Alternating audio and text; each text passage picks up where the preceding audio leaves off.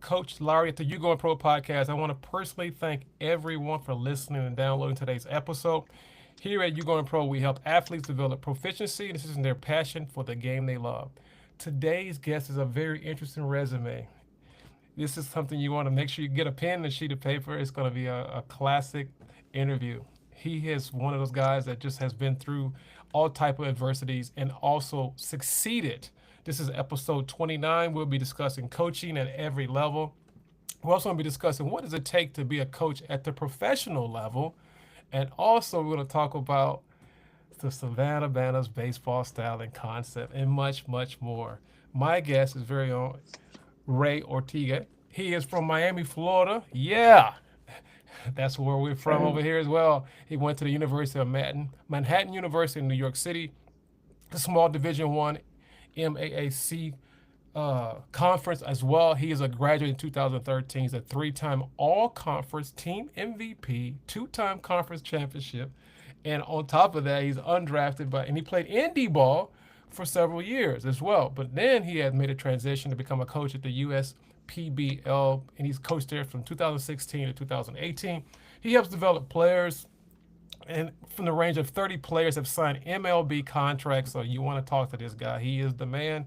2019 to 2020, he got hired with the San Francisco Giants, which that's my favorite team, to be in Triple A. He was a bullpen coach, development coach as well. Also in 2019, the Triple A National Championship. He had also helped 20 guys get to the MLB debate in 2 years.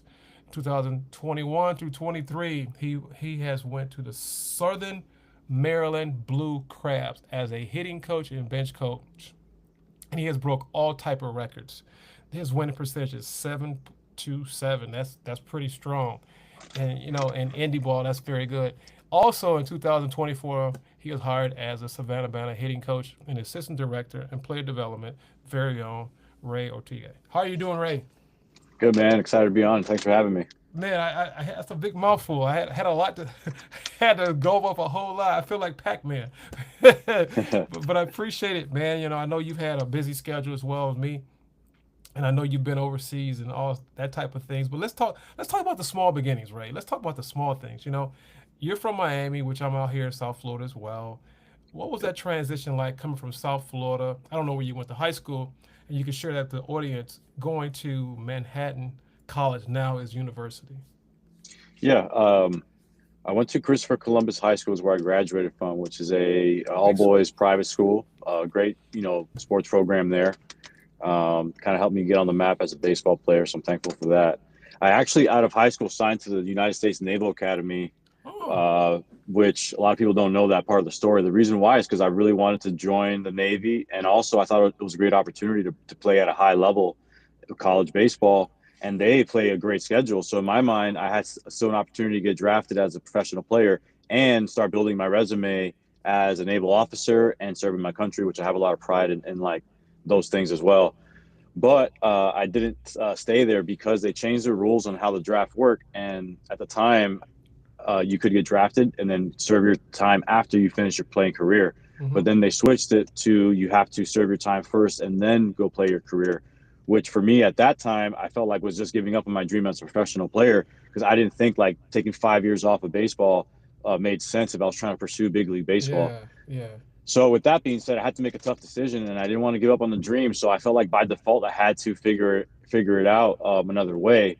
And Mm-hmm. on my exit meeting, they actually told me, one of the things I remember clearly was like, hey, there's only like a 0.5% chance of you ever making it to the big leagues. And I remember in that meeting, I was like 18, 19 years old. I said, yeah, but if I stay here, the chances are zero. And it was like, I had to go because you basically said there is a chance if I leave. And that's the Wow. point is like, you can't give up on it because once you give up on it, you'll just never know. I'd rather see it through. And if I failed, then I failed knowing Right. that, it was what It was I did my best. right, man. Ray, that's So at that's the, awesome, bro. Go ahead, go So ahead. at the time, all I had left, like college scholarship wise, was Manhattan College and Samford University, which is another Mm-hmm. Division I school in In Florida? Alabama. Oh, Alabama. Okay. No, in Samford. Oh, Sanford. Okay. But at the time, like coming from Miami, I was like, I don't know if I want to go to Alabama versus New York City. So I was like, I'll just take my chances and go up to New York. And I thought it was cool too, like being able Mm-hmm. to go to that kind of an and I never seen the snow. Like it was really life changing outside of the field as well, being able to like grow up in New York City, Wow. not ever having any background like like that. Wow, man, Ray, that's powerful, man. I mean, I didn't know you went to Columbus, because Columbus is big time. That's like they're at the top. Maybe not the top, but they're up there with they're Yeah, a very great baseball competitive. program. Yeah, very competitive for me because actually I coach here in South Florida as well, and they're at a different level. But let's talk about your small beginnings again. I like this is a good, very good. I told you listeners to stay tuned. This is gonna be a good one. He's already gave us some nuggets about the Navy. I'm like, well, listen to this, man. You went to Columbus with this competitive baseball program, going into what you wanted to go into the service. That didn't happen, and then you went to Manhattan.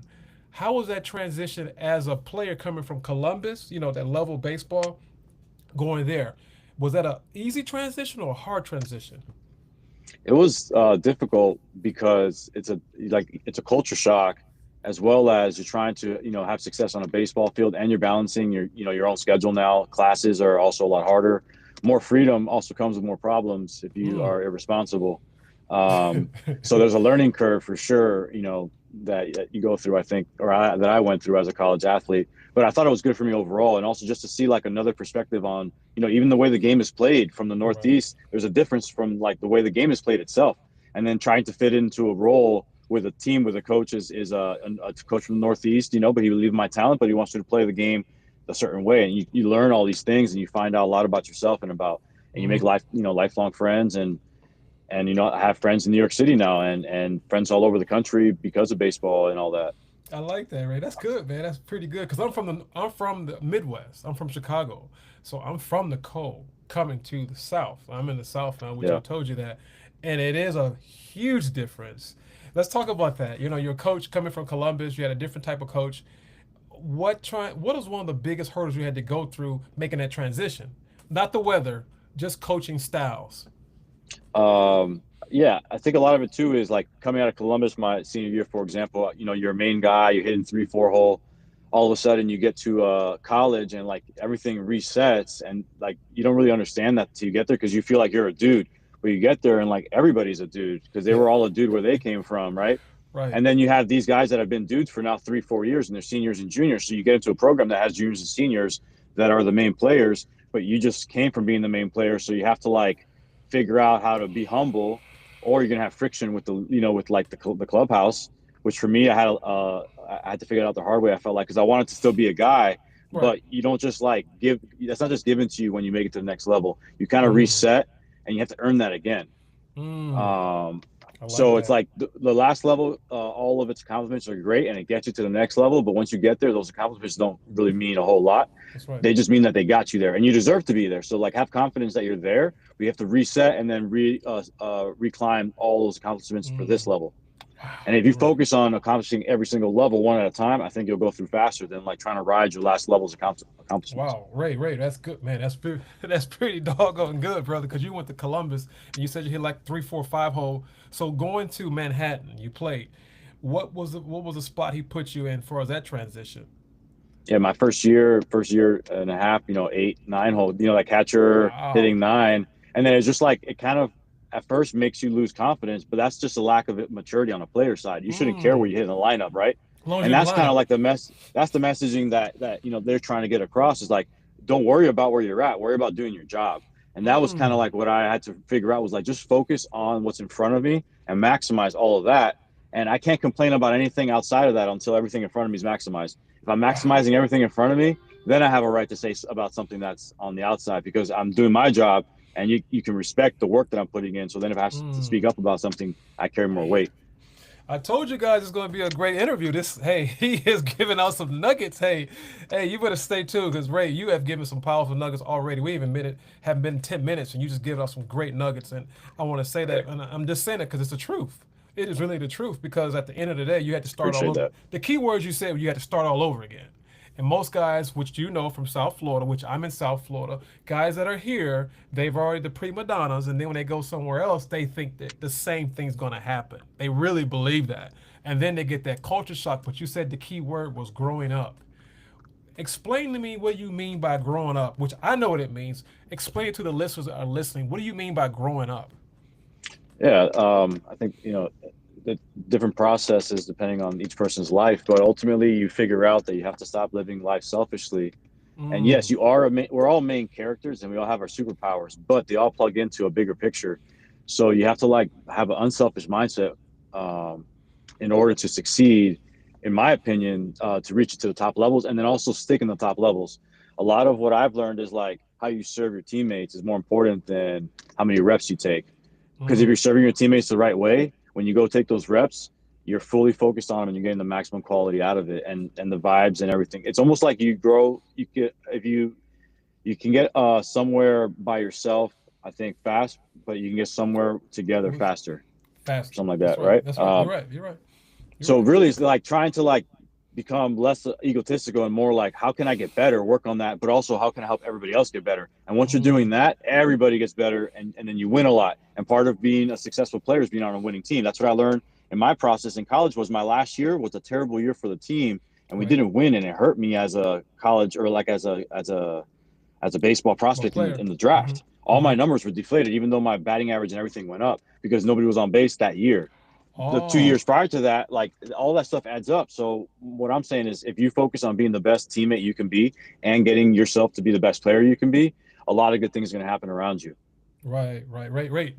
You just said that. I just like I said, I had another interview as well with someone that played in MLB as well. He said the same exact thing you just said. Hmm. He said, listen, he didn't have all the skills, but he had enough skills to get there. But once he got there, the GM of the organization, which we're going to talk about that as well, he said, we are a team. If you build each other up, we will get there. Yep. And then it's interesting, you just said the same exact thing he said because most guys, coming from your school, your high school, Columbus, and all these other big schools, Hermitage, all the schools out here, they got this ego. And the key word is humble. So explain to me as a coach. Now let's just transfer your mindset because you are a director, a coach. What is some of the easiest things that you have to do? Make it easy for them to be humble. How can they be more humble when they're coming from a Columbus? How do they learn how to be humble in your perspective? Yeah, well, there's two ways to do it. You can learn the hard way through failure, right? So, like, you start the season and your stats are terrible, then all of a sudden you have nothing to stand on. And that's like the way that I think you don't have to do it that way if you have proper coaching. So, but also Mm, like it's a two-way street, coaching and the player. The player has to be open and receiving to coaching, but the coaching should be trying to lead the player. My thought is the player on the field will get better if you establish a relationship off the field. Because once he trusts you as a man, as a person, he's going to actually listen to what you have to say regarding his future and his career. If he mm, thinks like you're just using him so that your brand or your mechanics or whatever it is you're teaching can get better or more popular, then he's like, oh, I'm just another number to this guy. But if you mm, take the time out and get to know each player one at a time and invest in them your time, that actually goes a long way in coaching, but also in mm. humbling a player too. So like you have to be able to reach into guys that have egos, lives, and still love them and be there for them, but also like not be afraid to call them out and hold them accountable. So Mm. like accountability is the biggest thing. If everybody was more accountable to each other and to themselves, we would all be in a better place. You're exactly right, Ray. Because I actually coach here at high school, at a private school as well. And Hmm. something you just said that I do, that I've learned to do, because when I was playing baseball, my coaches really didn't do that, but it's just something that made me do it. I believe it was God made me do that. So what I do is Yeah. I develop a relationship first, and I see what they like to do, what they don't like to do, and then once they trust you, they do anything for you. I mean, this happened last night, Ray. I kid you not. It's 12 o'clock at night, and I've been coaching for 9 years. And I coached at Calvary Christian, coached at Boca Christian. I coached at Palmer Trinity, which you probably heard these schools before in Yep. high Yep. school. So I've coached there, right? So I'm still coaching. This is my ninth year. So now I had my guys that graduated. They called me last night at 12 o'clock. Now I haven't even coached them no more. They're gone. They're playing college baseball, and it's interesting you talked about that because I'm like, the phone's ringing. I'm like, who was this call? I'm thinking it was my son or something. Yeah. It's like, and then my wife's like, it's your boys. When you say your boys, I know what that means. It's your boys, and they had Yeah. like a three-way, and it's just interesting because they told me I was the best coach ever because I cared about them. Yeah. When players know you care about them, they'll do anything for you. They'll go over the fence, they'll dive, they'll do whatever it takes because they know you trust and believe in them. Outside of baseball, am I Yep. right, Ray? Absolutely, man. And that's what it's So about. Baseball is just like the platform that we're exchanging, time and values together. But like outside of baseball, we spend more time outside of baseball than in baseball. All of yeah, us, right? Like yeah, it's you're more right, about bro. the relationships than the game. Yeah, and let's go one more thing about your high Yeah. school because your high school's great. I love your high school. I just like your high school. I never had a chance to go to a all boy private baseball or a school at that level because they always put out guys that get drafted every year. Coming from Miami, what was that? When you first had an opportunity, you didn't get to go to the service. How did you how did you mature so quick, Ray, to go from one thing to the next and keep focus? How did you do that? Yeah, that's a great question. Ultimately, it came down to faith because I grew up in a household that we went to church, but I wouldn't say we were like practicing it properly, which confused me as a young adult. Definitely confused me. So leadership is so important in a young mind, and that's why now as a coach, I try and be like lead by example and just be a good leader to others and a role model because you don't know who you're affecting and like how deeply it can affect them in the long term, Mm, or like the path that it puts them on that spirals them for so many years before they finally learn the lesson. It's like they wasted so much time. right. Um, Mm-hmm. but I felt like I at least had some kind of interaction with God. So when I hit my first wall or dead end, where like your spirit is crushed, I like had an idea to try and like test God out in a way. Mm-hmm. And then it's just like the small wins, and ultimately it comes down to faith. But in the faith is like you believe that you can do the impossible, right?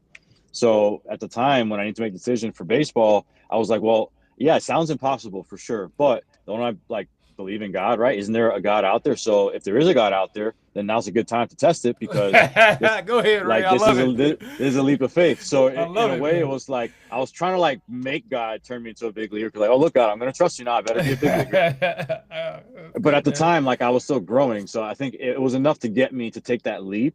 And ultimately, if Mm-hmm. I didn't do that, I don't know where I would have ended up. I feel like I wouldn't have ended up, where I'm at now, for sure. And I'm That's right, happy with the man. story and all the good, the highs and the lows that came with it. Man, that's good, man. That's a powerful testimony, man. You're exactly right because faith is, you have to have a nucleus. You got to have a foundation. And I believe in faith. You got to have faith in God because without Him, you ain't going to make it. You think you're going to make it and you get to a wall and you know what to do and people lose their mind. I mean, that's another segment for another day, but let's just keep on moving with this. Going into Manhattan University, you played there. You didn't start off where you wanted to start off. My question is this: playing college baseball, when you got to that very last year, Ray, what was your next goal? I know you want to go to MLB, which we all do, and I think that's great. But my question is, how did you handle that when you didn't get drafted? Yeah. During college, I studied business administration, so I had a degree in business. Just because I felt it was a good, degree to have as a backup plan, and my family and parents, suggested it. So it also wasn't very hard, school wise, as far as all the other schools that you could pick from. So it was an easier way to focus on baseball. But when that time came, I was like, at first I didn't believe it, and the Mm-hmm. draft was very interesting because my senior year, I actually met with a Kansas City scout Okay. the morning of my graduation at 6 in the morning. I had to go meet him at a Starbucks, and he had to do all of these exams on me, like on a computer for like depth perception, color, all these like preliminary exams to qualify me for the draft. And I did Okay. all of them with him from like 6 to 8 in the morning. I had to run back, shower, and go to the graduation at 10. But like it concluded with everything checks out great. Like you'd be looking to hear from me between the 20th to like the 30th round. So Right. I went into my graduation thinking like I'm living the dream. I'm gonna graduate college. My mom's here, family's here. And at the end of it, I'm gonna get drafted. And it doesn't matter what round they get drafted in because I know I'm gonna make it regardless. I just want to be in, right? So the draft happens at the start of that summer in June or whatnot. And the rounds 1 through 20 come and go, and I'm watching and learning, and then rounds 20 start. So I'm locking into the draft, like, all right, here we go. This is my time. So I see the Royals come up. They go with somebody else. They go with somebody else. They go with somebody else. Getting down to like the 25th round, somebody else. 30th round, still haven't got picked up. And then I'm like, all right, well, whatever. It doesn't matter what round I go in. I just know that I'm going to go picked up somewhere and at least have a spot. Once I get there, Right. I'll earn it, right? Um, well, all the rounds come and go, and their last pick of their draft it comes up, and I'm like, well, no way, I'm going to be the last pick of a draft. I could be like Mr. Irrelevant, and that's a pretty cool story because I can make it from being the last pick in the draft all the way up. So whatever, I'll take it as long as I'm in. And they ended up signing, I think, a high school catcher, or they drafted a high school catcher but the guy didn't sign because why would you sign as a high school catcher in the last round? You probably have offers to go to Right. Division 1, whatever schools, right? So Right. like that really crushed my spirit because like it didn't even make sense to me from like my perspective, from a business perspective. Why wouldn't you pick up a guy who was all conference, whatever, right? I Right. had the accolades. You had the meeting with me, all of this stuff. It didn't make sense why it didn't happen, and Mm-hmm. it just like really like was a gut punch, and it challenged my faith a lot. And I was like, wow, God, I thought like you know I thought you had my back, and Mm-hmm. it left me like doubting for a little while. And that's a tough place to be in, like in that turmoil, in that confusion and that doubt. But over time, you start to see things clearly, especially when you Right. see God in those moments. And that's the key too. Is like in those moments, did I use that as an excuse to run away from God, or did I use it to like lean into Him more and be like, all right, well, like make sense of it? Because if you can't make sense of it, then how can I make sense of it? Mm-hmm. But then I learned about indie ball, and that's kind of where it was like, okay, here's another way, another grind. That's the dream's not over. It's like Right. actually this is a more powerful story. So I'm even more all in now. I'm gonna try indie ball, and that's kind of how I started playing indie ball. Was I learned from like trying to figure out how to make it happen, and I learned about indie ball. At the time, it wasn't as big as it is now, Right. but it Right. was something to do to like put your name on a map and get numbers and put up resumes. Mm-hmm. So when you play indie ball, what was the first team you played for? The first team I played for was the Frontier Grays, a travel team in the Frontier League. Okay. Was the first team that I played for. And how did that go? How did that go that first year, first couple of Uh, years? it was mind opening. It was performance wise not very good. So I was a switch Okay. hitting catcher. My first Oh. year in the Frontier League, I kind of was like a backup type of role, but I Okay. felt like I wasn't given the true opportunity to earn the starting job because every time I had a window to start, a guy who just got cut from affiliated ball would get picked up and they give him the Mm. priority because the thought process was like, well, he already has affiliated time. He's more likely to get re-picked up. Correct. So then it was Correct. like there's like this war of like the business side of things while you're trying to play a career, and then on top of that, like being a role player playing once a week. I had 98 at bats in 98 games, so I Oh, basically averaged one at bat a one game. back. But there were times where I went 2 or 3 weeks without having an at bat, and I was a switch hitter. So there was one time I went almost 6 weeks without seeing the same side of the plate, but you still have to be prepared, and that's something that I didn't know, and that's why Mm. as a coach I learned most of my coaching knowledge has come through my own failure and Right. and I stand by that. Like I needed to fail in order to learn that, so that way a player can get to that point and I have to go through the failure and save that time and just take the Mm. lesson out of it. So like Wow. that's where like those failures and the process was actually a gift for me later on down the road. But like in the moment, it was hard. It was mind bending and like Man. it was a test of endurance, of faith, of just like Man. self confidence, Wow. self worth. Um, Wow. This is Working out good, every man. day, training hard, and then not breaking the lineup every day. You go and you expect to like, hey, am I in there? Am I in there? It's just no, no, no. Mm. 90 straight games of that is like, man, it's tough. But Right. Right. Right. people have to go through that if they want to make it. And the Mm-hmm. best players that have made it still went through that at some point. Very few people have just this path that's super easy. That's right. You're right. You're exactly right. Unless you're like a Ken Griffey Jr. or that's different. Those are Yeah, that's a prima donna. Those are different. Those are like dime a dozen. You don't get very many people like that. But just listen to you, Ray. It's. I mean, you're just. It's a testament, brother. I'm like listening to you, like, man, your story is like powerful, and I didn't even know all your story. I just believe by faith that this is gonna be a great episode, and it actually it's been great. It's been better than I expected because we only been at this for 20 minutes, and I'm like, he still has so much more to give. And I'm like, so now we're talking about indie ball back in 2013 in the beginning, because I was there as well, and I got cut. yeah. They signed me, and then it had a week of spring training, and I was with the Chillicothe Paints. That's when they had just started, but they folded, and Mm, so they signed me, and I'm excited, similar to your story. And I'm an outfielder switch hitter, and I run a 6.460. And they're telling me, yeah, we're gonna wow. sign you. And then I get there, like, and then we're there for a week.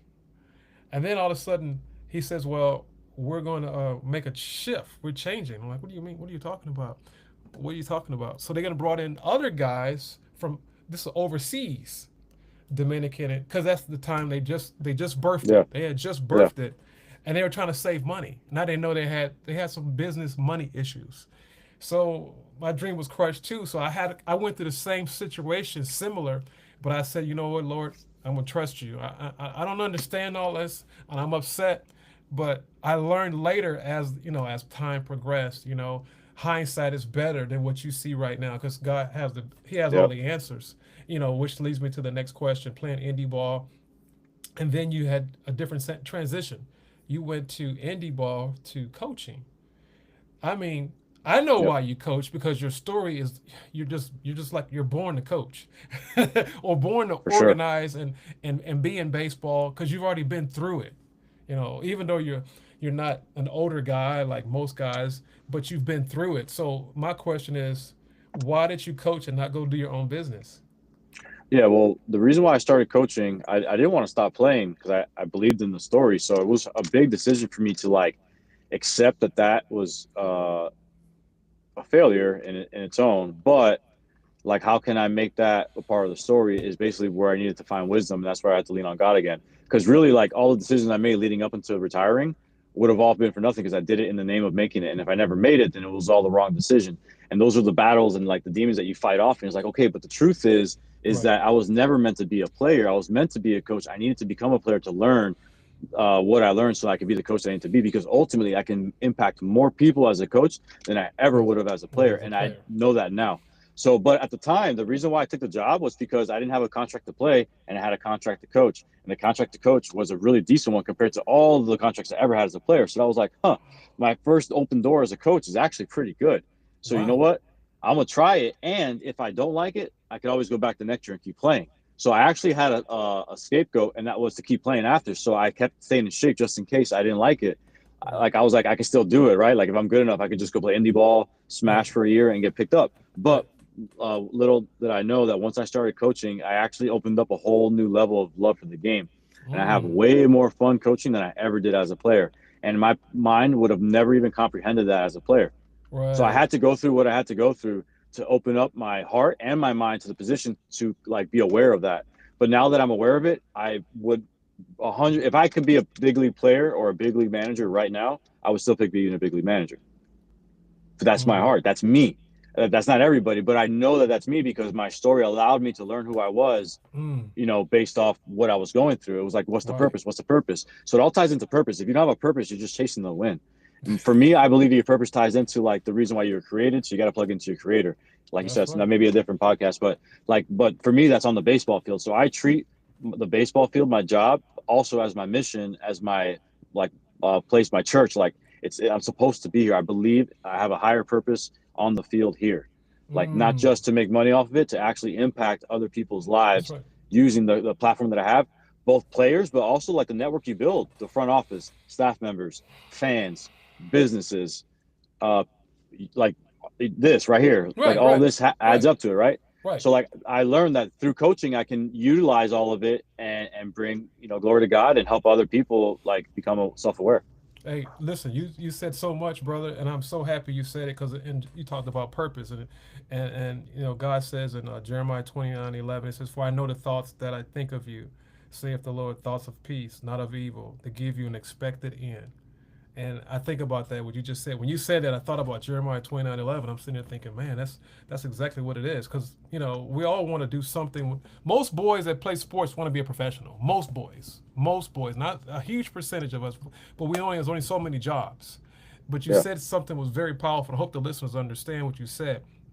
You had to go through that to understand what your purpose was. yeah, That's what I'm thinking based on what you just said. Because if you don't go through it, you don't know what your purpose is. You just don't know. You don't yeah, know. You're just like, well, I want to be this. Well, God sees something better than what you see because He knows the yeah, thoughts and the plans. We just think, well, I know what I want to do, and it's okay because God put the desires in us, right? Right? He put it in us, but He has as part of the process. Basically, what I'm trying to say, which it brings me to the next question. We're talking about you got Ray Ortega. He is the very and this is a classic podcast. This man has been through it all. Let's talk about the Savannah Bananas. Now, when I think about Savannah Bananas, I think of Harlem Globetrotters. That's all I think about. And I've been to several Harlem Globetrotters and took my kids back, several years ago. But I've never been to a game of Savannah Bananas. So let's talk about the different transition of baseball because the game is yep, different. yep. Can you break that down for the people that haven't been to a game? What's the difference between pro baseball? And this is all pro, but as far as the entertainment. Yeah. So the bananas, the difference is they've created their own version of baseball with added rules. to speed up the game so that they can plug in entertainment and do it all in a timely manner, in a showmanship manner for a full experience with the fans. So basically, like the stage, the platform is the baseball field, and we're putting on a giant show while a game is progressing through, like the storyline of a game. But we've added rules to the game to speed up the game, make it more entertaining, make it different, and make it even more interactive for the fans. Such as if you catch a foul ball, it's an out. It's a fan out rule, right? So like at any point in the time during the game, in the real game, if the guy hits a foul ball and it's caught by a fan clean, it's considered an out and it counts, and Oh. the guy is out.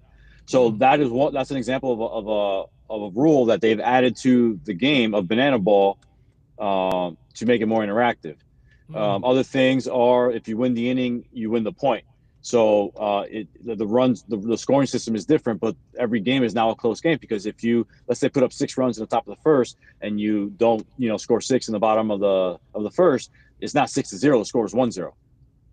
So every game is going to be close into the end into like the final innings, and then the last inning, every run counts. So that way, no game ever ends in a tie. Wow. So that's a whole With lot to that being remember. said, it creates an opportunity for a walk-off environment every single inning because if the away team scores zero and the home team scores one, it's a walk-off hit. It's a walk-off homer, which allows us to plug in the entertainment of the celebrations of the walk-off. So now you're creating a championship environment every single game, every single inning, essentially. And the demand is so high, the wait list is so long that some people have to wait 3 to 5 years to finally get their chance to have their first experience. So the actual like fan participation is at an all-time high because that's what you're going there to do. It's a super cool, unique experience. It's a show, but it's a show on a baseball field. And its players are highly talented. They're doing trick plays and backflips and all these incredible things. And that is definitely very similar to the Harlem Globetrotters. Right. The one thing that they try and like stick to is we don't script the actual like ending of the game. You still have to throw strikes, you have to hit the ball, and you still make errors, and there's still a winner and a loser. So there are scripted pieces of the game, but the outcome is not scripted. Mm. Wow. Because I've never been to a game. I've seen it, seen look videos, and I've seen him on LinkedIn and stuff like that. But I'm like, I'm so baseball. I don't know if I can take the entertaining because it's a It's a different lot. Like mindset. no, It's a it's a different different mindset. mindset, and majority of the fans that go to the games are not traditional baseball purists. Like we're actually Oh. reaching a different crowd and Okay. and basically introducing them to baseball. With that being said, though, like these guys are tremendous athletes, and there are some like very talented players on the squads and former first rounders and guys that play Double A, Triple A, and are good players, and guys that throw 92 to 95 with good cutters and sinkers and hitters that hit 360 and can do a backflip catch. So like the talent for the baseball is actually very elevated, which is making for a very clean game, and it's a cool Mm-hmm. experience to go to for sure. And like they've obviously built a big enough fan base that they can take it on the road and fill major league stadiums, which is it's really cool. Right. And how long has it been around? I believe they started like Banana Ball in 2018 officially. Prior to that, they've been around as the Savannah, like a college summer league team, and then they basically became a pro team and started like bringing in pro guys because they realized they can create their own Mm. league within Banana Ball. It's basically like Oh. another brand of baseball. It's Banana Okay. Ball. Oh, okay. And so they get paid, or it's just fun. Oh, it's they get paid very well. Oh, I didn't know that. That's good to know. I just like okay. I just because I know I've seen a clip, Ray, what they were playing against the Clemson. I think it was Clemson, University of Clemson baseball team, where they were in there for a while. Am I correct? Do you remember that? Yeah, they played an exhibition game against the Clemson Tigers, kind of just to showcase Banana Ball. And Clemson has been known to play Banana Ball as their fall scrimmage, anyways. So they basically were like, "Hey, you know what? We heard you've been playing Banana Ball for the last whatever years in your fall. We're gonna come by and put on a show, and we're gonna treat it as our All Star game." So they used it as like the All Star game. All the players from the league. There's 4 teams now, and the teams have 25 players each. They're all paid full time players. Like they take care of their health. It's a good deal for sure, especially when you compare it to indie ball pay. It's tremendous jump. And also they're kind of creating and chiseling out their own little world. And if they can sustain it, they may have this, baseball league that is Banana Ball. Not baseball, is Banana Ball. It's more show, it's more entertainment.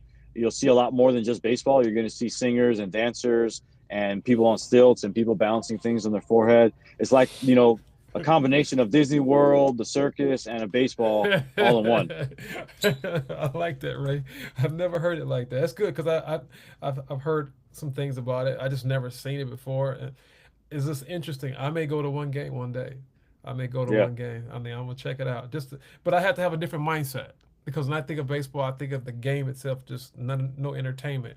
But in other countries, they entertain, right? And like in for China, sure. they do entertainment all the Absolutely. time. It's just here in the United States, we just been programmed to think one way, and that's what I'm trying to say. And it's just Yep. out of the game. But man, let's talk about a little bit more about the coaching part because now you're in player development with the Bananas. What Yep. do you like best? Coaching, because you've coached at several. You coached with the Giants for a while. We didn't talk Yeah. about that, so let's talk a little bit about that. The Giants. So, how did that job come apart? Right. Yeah, the Giants' job is just another part of the story and a testament because the reason why I got the Giants' job was, first of all, the 2 years prior to the Giants, I was working hard as a player development in the USPBL. We got like 30 contracts purchased by Major League Baseball. I was a part of a lot of those guys. We transitioned a couple non-catchers into catchers and then got them signed by Major League Baseball. So I proved that I can turn a guy who's not a catcher into a professional catcher quickly, and then also like take a chance on this guy because look at how quickly he was able to grow, like continue that growth in your program, right? Okay. So it's like you're kind of showcasing like this guy's talented enough to take him up. So like that level is more like low A and rookie ball level. Okay. But here's where like the story gets good. My first year of pro ball, my manager was the name by the name of Kyle Haynes, the guy who didn't play me as much as I would have liked.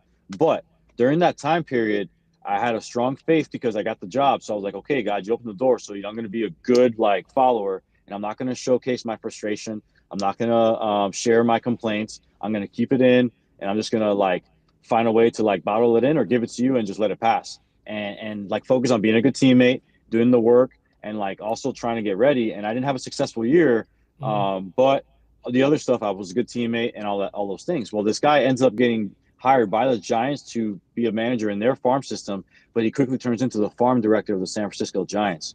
So Kyle Haynes is the farm director of the San Francisco Giants. And in 2019, he calls me very late, like super close to when I had to report. And he says, "Hey, Ray, I just want to see what you're up to. I know what you've been up to, but how's it going? Do you have plans to return there? I have a unique opportunity you might be interested in. Have been keeping up with what you've been doing, love what all the development and all that. And I remember how you carried yourself when you were a player for me." Mm. Right? So I was like, cool, what's the job? He's like, well, I need you to be a bullpen coach, which is helping our catchers develop and the players, the relief pitchers develop, and just being a part of the coaching staff, helping them out. Like if they need to do fungos, throw batting practice, just be available, but also absorb as much as you can so we can prepare you to be a coach in our farm system.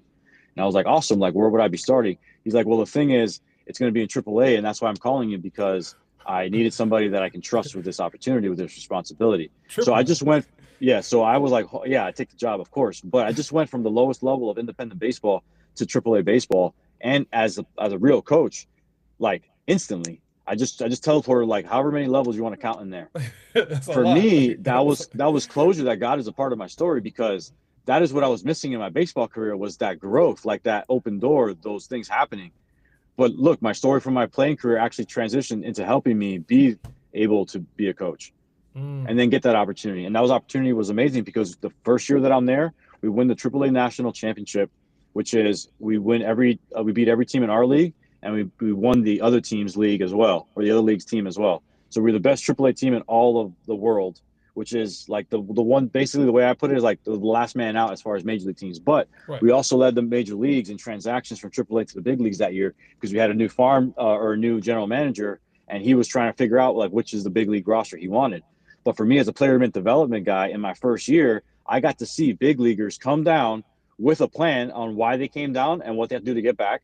I saw AAA guys have a plan on what to do to get up there. And then when they came back down, why didn't they stick? And then what's the adjustment? I saw guys from AA trying to make the adjustment to get to AAA. I saw all the ins and outs, the inner guts of what it actually takes to be a big league asset on the field Mm. and the customization that goes into it. And it's not cookie cutter. It's so custom to the person. And a lot of players don't realize that at a young age. They're like, oh, if my swing looks exactly like his swing, I should have the same success. That's not true. It's actually completely different. You have to learn all about yourself and your body and the way your mind works and your central nervous system and your strengths and your weaknesses and your mobility and your approach. and your strength and your are you a big guy? Do you have a lot of leverage? Are you a small guy? Are you quick? Are Mm-hmm. you playing your approach into the way you're swinging? There's a lot more that goes into it than just like if I have my swing like Aaron Judge, I'll hit home runs. It doesn't work that way. Wow. Ray, this is powerful, man. So I This got is to learn that at that level. And for those that year and a half before COVID happened, pretty much, I was just soaking it all in. And also the people that I got to meet, Dusty Baker, uh, uh, there are so many, Felipe Alou, Willie Mays, mm, Will Clark, Lee Smith. All these people were I'm bumping shoulders with for a year and a half. And my mindset while I was there was I'm going to absorb everything. So I was just the guy that was asking for their stories and just like, please mentor me, so I would just absorb everything that I could, so that way it was plugging in all the things that I was missing. mm, Now if I could go back to myself as a player, I feel like I would have done a lot better as a player. I just didn't know. I was so focused on the wrong parts of the game. mm. Ray, that's good. That's good stuff, man. So you talked about faith. Let's talk a little bit about that. You talked Yeah, about faith, and I can see you had to have faith because I'm a man of faith. So when you was going through this transition, you went from independent ball straight to AAA ball to coach. Now right. that's God. I don't care anyone say that's God. That's a God moment. How did you keep your faith through that situation? Can you mind sharing your story a little bit more? Elaborate just a little bit about that. I mean, cause come Well, on, you come from indie ball to AAA. yeah, for sure. And there was a lot of temptations that I guess came with it, but ultimately at that point in time, it actually was encouraging me to have stronger faith because it was like a win for the faith in my story, and I couldn't deny that because then I would just be denying myself at that point. So I was already like all in, with God and trusting that something good would happen. So when it finally happened, all I could do was like give credit to God because that is what happened. It was a Mm, God thing. There's no way that you go from that level to that level and also have a successful year to validate that you belong there. That's mm, the point. Like God gave me the validation in my own like resume, in my own life, and in my heart. Like, what it takes. Now go apply it elsewhere. And that's kind of what happened. Was COVID happened, and then I had a chance to go elsewhere and apply what I learned with the Blue Crabs, and it worked because we broke every single offensive franchise record. So wow. what I learned and was able to transfer to the players as a whole, like both individual players all had individual best career, years of their career, but as a team, as a unit, it worked because what I learned was true. So now I actually had more fun because I got to go, do it in a different way. When that ultimately led me to the bananas, which is, ultimately, part of the story too. So Right, it's all right, kind of right. tying in together, and I've been growing. I've been open to growth too, and staying humble throughout all of it, but also confident. And there's like a balance between being humble and being confident that I've learned. Like you want to be humble, but if you're not confident, like people want, why are they going to gravitate towards you and hear your story? That's right. That's right.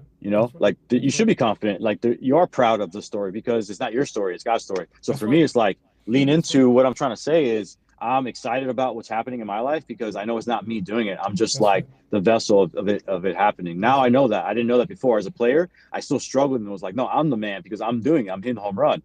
But actually, success, in my opinion, is a blessing. Mm-hmm. And I think I learned that. Man, Ray, that's good, man. This is a very, very, very, very, very, very powerful episode. And for the people just tuning in, this is very own Ray Ortega. He is, man, he's, I don't know what to call you.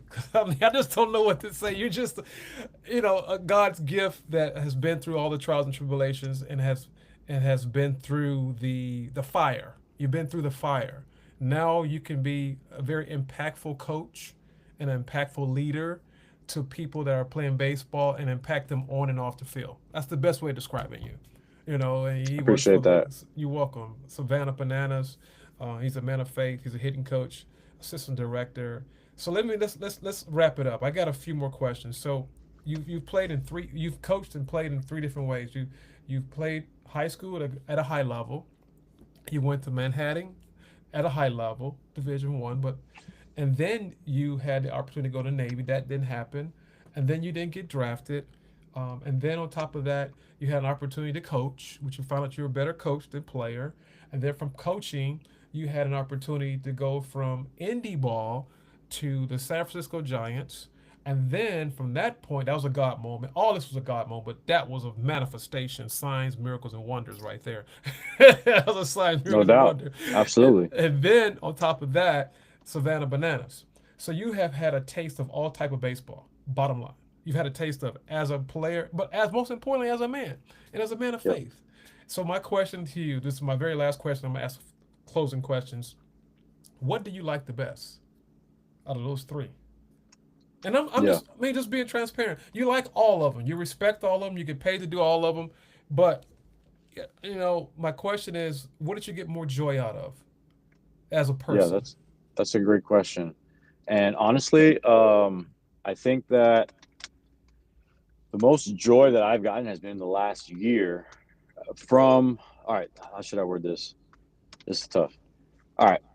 The Bananas opened up my experience as a coach and as a part of a team in a different way because of the fan experience. Okay. And the joy that came out of that was different than anything I've ever experienced before. Because as a player in traditional baseball, you're so focused on yourself and you do sign autographs, but it's more like, oh, I got to get the next day and win that day. And I got to wake up and win today. And then I got to go to sleep and like wake up and win the next day. And like you're always grinding and grinding and grinding until you finally make it.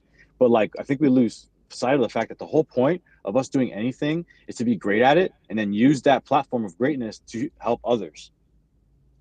So, like as a player, I forgot to help others in my Mm, immediate circle while I was going through the story because I felt like I wasn't worthy to help others until I made it, and that's right. not true.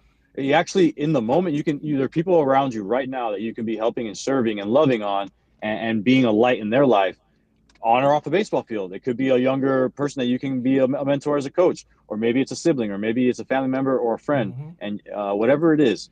But what I appreciated about the Bananas is learning that side of it is and reminding me like that is the key of the platform is to use it to share with others. And that's why social media I feel like now is so important because I understood like it's not just bragging on yourself. I can use social media to create a message for people to learn and draw value from. Mm-hmm. So what I learned from the Bananas is the baseball is just a platform to exchange value. And are you doing that or are you using the platform just to like get a thrill out of it? I And you got can you. still get a thrill out of it, but exchange value. And Mm-hmm. that's called discipline and being like tactical. And that's what I think being a man's about. It's like being in the moment, but tactical in the moment. Mm-hmm. Yeah, and also, like you said, letting God's light shine through you, and you planting seeds. You're planting seeds of Exactly. love. That's all you're doing. You're just planting seeds of love. Exactly. And that fan experience is awesome. But like the player development, like the chase for the big leagues of the Giants was awesome. And like seeing guys at that level, being able to like play, like as a coach, play with guys at that level in the cage, like training them, like that's super cool because I didn't get a chance to see that. And there's such a joy like of just being at such a high level of pure baseball. And like you're not focused on mechanics, you're focused on the actual mental war only. Like that is something that affiliated baseball, I haven't, gotten too much of that since then because that's the highest level, right? So and being with so many big leaguers and like seeing the game in that way is super fun. Like that's the way the game Mm-hmm. is meant to be played. That's why people go watch big league play, big league games because they want to see the game at that level. And like Mm-hmm. playing with players at that level is so much fun. Making decisions, lineup roster decisions, like watching and learning those kinds of things. Like now you're talking about like this is really war, and you have some horses out there that you got to figure. This is chess. You got your bishops and your kings, and you have your judges and your That's right. solos. And what's the balance? Do I bat them in the 2 hole? Or the four or the 5 hole, whatever that is. Right. Right. Right. Also, like balancing the clubhouse, there's a whole nother side of baseball as a coach. Like you have to figure out how to balance your clubhouse too. As a player, you're just a part of it. You don't really like think about that too much. You're just like in it. But like the coaches are also the ones putting out brush fires that nobody sees and turns into wins on the field. I got you. I got you. You I know, see what you're saying. I see exactly what you're talking about. and ultimately like and here's the thing that God told me, and I was like, God, the one thing that the devil always tried to throw in my corner is like, you didn't get a chance to play at the big leagues though, and you'll forever always have that held against you. And I was like, that's true, like I never played in the big leagues. And I asked God, like, why would you never give me the chance to play baseball, at the big leagues, because I really wanted to. Like, why didn't you let that happen? And he was like, well, for the story purposes, it's better that you don't, but you have a chance to play in the big leagues again, and you have all of eternity to play baseball in reality. But right now, I need you to go out there and recruit people to play with. So, like, that is why I didn't let you get there, is because if you had a taste of it, you wouldn't have wanted to be the coach That's that you it. are. That's it. That's it, brother. Amen. Hey, hey, hey, go ahead, Ray. I'm proud of you, brother. That's good, man. That's good stuff, man. I got a question for you. So give Yeah. the audience the definition of professional or proficiency. What is the definition to you? Because you know what that's like. What is the definition of proficiency or professional? Yeah. Well, like one word, or like put in Yeah, one sentence? a sentence, a couple, two sentences, in your best, because I you've mean, I been would there. say a definition of a pro is a master of his craft. Um, Okay. and then you have different degrees of like that mastery. But one thing like that I want to say as far as being a pro baseball player that I didn't understand until I got there, like people think like when you're a major league player that it's awesome because you play for 3 hours a day and then you go home and you have like the rest of the day and you're just like making so much money and you don't really work that much. And that's not true at all. You're still putting in 40 plus hours a week. And in fact, at that level of the game, any sport, because even my friends in other sports, the actual work that you put in, the time and focus that you put in towards this one specific goal is adding up to more than 40 hours a week. And you, the things that you're doing here and there, and the extra training sessions, like it's a lot more work than just the 2 hours of practice that you're doing in high school normally, that you think that's all you need Mm-hmm. to do is 2 hours of practice a day. No, it's Mm-hmm. not that at all. You have to figure out how to do 40 hours of work because that's what the best are doing. And if you're not doing that, you're going to be left in the dust by default. It's like the Kobe and Bryant mentality, but like that's real life. They're That's right. working and getting so many, and not just reps, high quality reps, so Right. that their body's becoming a machine, executing a perfect swing on command without having to think about it. Right. Right. So It they're comes building a naturally. machine. Exactly. So they're building a robot like instinctually every day, chipping away at it over years and years and years. So Mm. like a professional is doing that before they even become a master of their craft. Wow, that's good stuff, man. Good stuff. We're gonna. I And got. I okay, got. Go ahead. I got a couple more questions, and we're gonna end it out because you said so much, man. This is a very powerful, powerful, powerful episode, man. Where have you been? I mean, we're gonna have to do this again, brother. You would give love out some to. great. You got some great information. I mean, it's very awesome testimony. You talked about God. You talk about faith. Talk about your transition. You talk about the fiery furnace. I mean, you talked about it all. I mean, I'm just glad you've been through it and you've succeeding. Maybe not what you want, but what you need to have at this moment, because everything has a season and a time, which you know that. So Absolutely. let's talk about these last two things. You know, you've had an experience. Give it. This is called post game. This is post game right now. All right. Okay, and I'm sorry. Let me go pre game. I'm sorry. All right. This is the question. If you had an opportunity to pick one player, dead or alive, who would that player be that you've never seen play or played with, and why would you? Hmm. This is player. This is the player of the game. Player of the day. I'm sorry. Player of the day. So basically, any player that's dead or alive that because you experience, you've seen a lot of people. Yeah. Because people not going to know this, but this is part of my segment. I always ask this question: what's the player of the day? The player of the day is who would you like to play with or play against? Why and why not? Dead or alive? Yeah. You only get 30 minutes with them as well. Yeah. No, I man, that's a tough question. Hmm, my favorite player of all time is Mike Piazza. He's alive, but he Oh, also played my really? position. Yeah, but he also played my position, so I wouldn't want to be in the same roster as him. Why is that? Why is he your favorite? Because he was a catcher who hit home runs, man. Like, what was it, 427? I think he's a home run champ for catchers. And Yes. he was clutch. And you know what I loved about him is he hit the best pitchers in the game in the most clutch moments of the most clutch games. And for me, that defines a player is like, yeah, your seasonal stats are great and it tells you what you can do on average, but like, what do you do when the game's on the line? And some players have an edge that you can't really teach. And I felt like one of those guys that had that edge. I think he took Roger Clemens deep, like off a splitter off the dirt, and it's like that was the best pitch in the game at the point in time. You know, with the best pitch in the game at the point in time, and he hit it out with the game on the line. He had that homer for 9/11. Like there was so many moments I remember of him. So that's why he was my favorite player. And I Yeah. wore 31 because my birthday is December 31st also, and he was Yeah. number 31. So it was like, all right, I can like be the number 31 catcher. But Well, hey, happy early birthday, brother. First and thank foremost, I you. want to tell you that I have a great birthday. I got your number. And one more question before we head out is that was actually the play of the day, but post game is this. This is my question to you, post game. If you had an opportunity to start all over again, what would be some things you would like to do? You had three things to do for the audience because you said so many great things. I mean, you talked about Mike Yeah. Piazza. You talked about so many good things. What would you change? Yeah. I guess 3 points if I can go back. The first thing that I would definitely say is you got to stand by your faith, even when it looks like it may Okay. be embarrassing, It may bring shame, it may bring ridicule, peer pressure, whatever. Stand by it, because in the short term, like, faith always seems like it takes longer, but if you stick to it, it actually speeds you up, like the indie ball to the Giants in a blink of an eye. That was 20 years worth of grinding that a normal person would have had to go through, and I was able to do it really quickly, but only by the grace of God, and I know that. Mm-hmm. But I truly had faith in that moment, though. So, like, if you can do that with me, you can do that with anybody. Is my point, because I'm just another person that has struggles and all that. Point number two is that um, anything good doesn't come easy in life, because the challenge that you have to overcome is what makes you great. Otherwise, it wouldn't be great. And I've heard it put in so many different ways, but, like, I don't know. For me, it's like I have 99 problems, and my faith ain't one. That's something I've been saying lately. That's Like, right. there may be 99 reasons to quit, That's right. but if you find that one reason to keep going, that's all you need. And Okay. that ties into your purpose, which you won't find true, like, purpose until you tie into your creator, in my opinion. That's it. So That's it. um, I would try and tell myself that, like, it's going to be hard. It's supposed to be hard. Perseverance is a part of life Mm-hmm. for every single person if you want to achieve any kind of greatness. Mm-hmm. One more. Give me Um, one more, Ray. Last one. Give yeah, me one point more. three is, like, I would be more loving with the people in my, like, uh, the people around me. I would be more focused, like, serve more, like, don't worry so much about being perfect yourself and, like, having all the things. Like, that stuff will come later.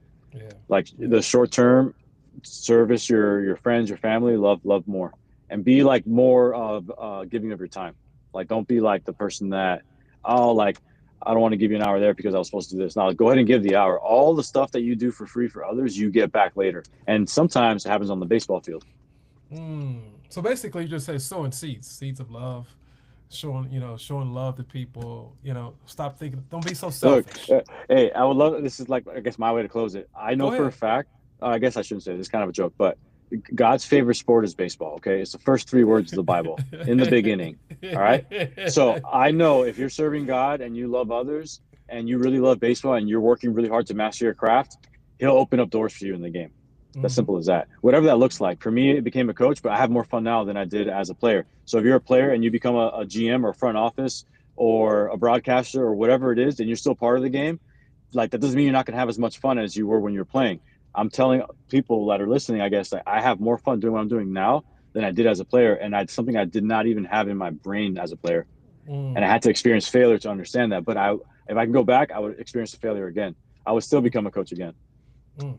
Well, amen, brother. That's good stuff, man. I just want to tell you that was awesome stuff. I'm getting ready to close out, man. It's been a great opportunity to talk to you, to hear your story, to hear your testimony, to hear your faith.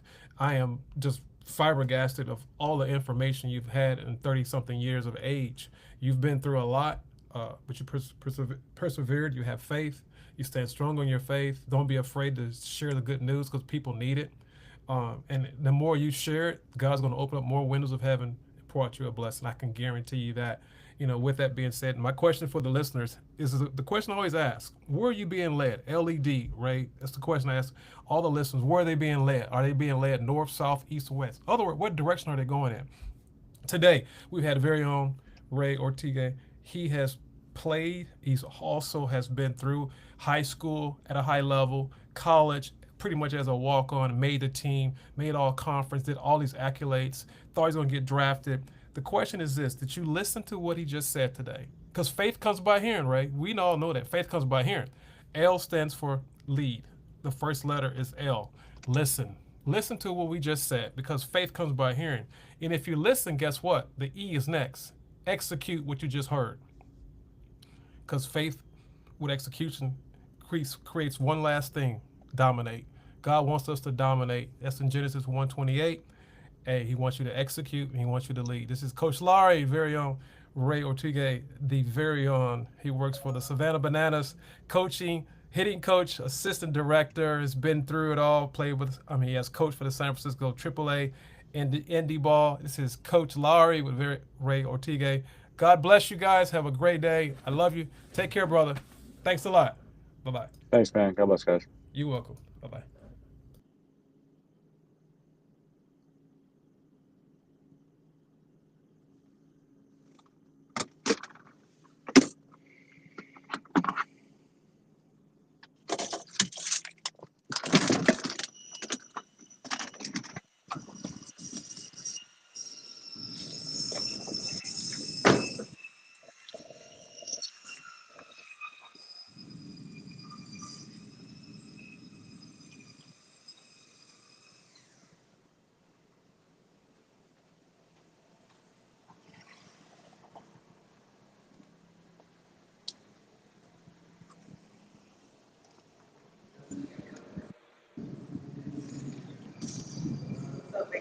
going on, man?